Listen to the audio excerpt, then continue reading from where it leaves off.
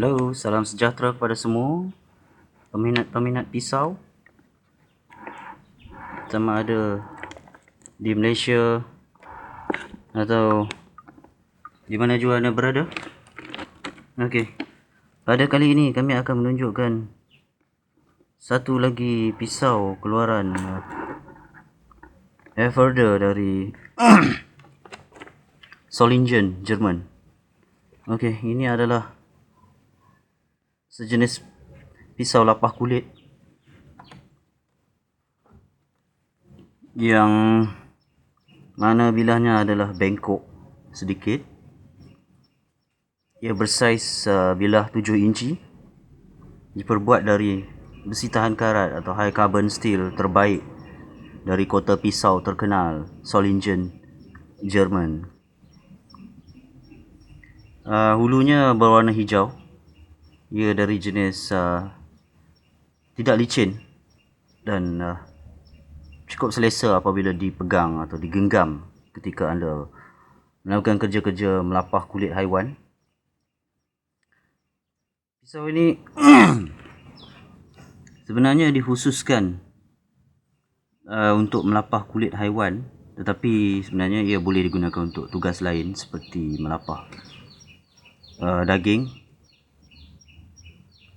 Namun ia tidaklah sangat praktikal. Okey, mari kita lihat pisau ini dengan lebih dekat. Okay.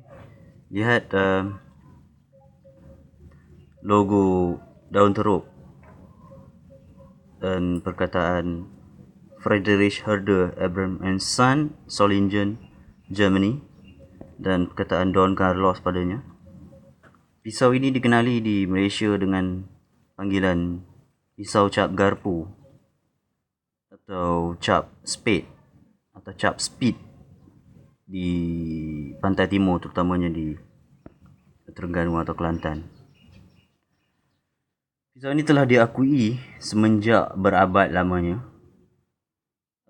dengan ketajaman besi atau ketajaman matanya. Ia memasuki pasaran di Nusantara, di Indonesia, Malaysia, Singapura, Borneo dan pulau-pulau sekitarnya semenjak tahun 1800, dan ia diperkenalkan oleh syarikat Hindia Timur Belanda. Namun pada hari ini ia telah pupus, tapi pihak kami di Dead One Empire mengambil inisiatif untuk mengimportnya semula dan memperkenalkan semula pisau ini ke serata Ceruk Rantau, dan kami berharap peminat-peminat pisau tidak melepaskan peluang untuk mendapatkan semula pisau terbaik dari Jerman ini. Bilahnya cukup tajam. Okey.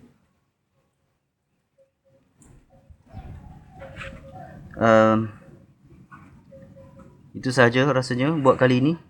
Berjumpa lagi kita di lain masa. Okey. Bye bye.